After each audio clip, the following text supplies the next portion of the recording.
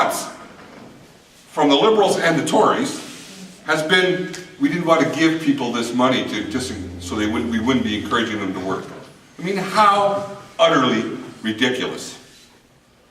Your forest industry in northwestern Ontario, governments should be there providing them whatever support they need to keep running.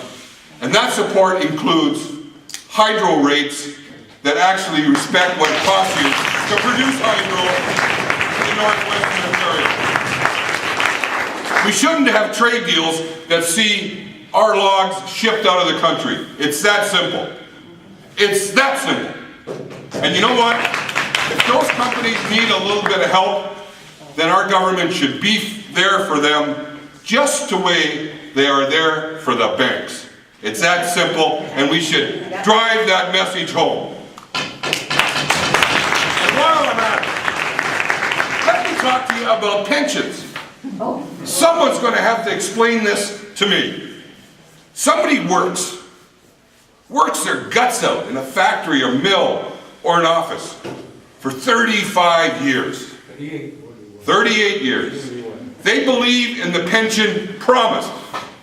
By the way, made to us by the regulators, which is the Ontario government. Shame. They have the responsibility to make sure the money, the corporations put the money in there so that we have it when we retire.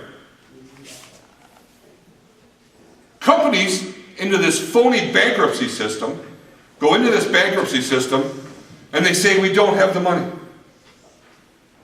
Let me be absolutely clear. This is a no-brainer. If the government can't regulate those companies, doesn't accept that responsibility, then they have a fund, and they should goddamn well pay it. Workers should never suffer because the company stole their things.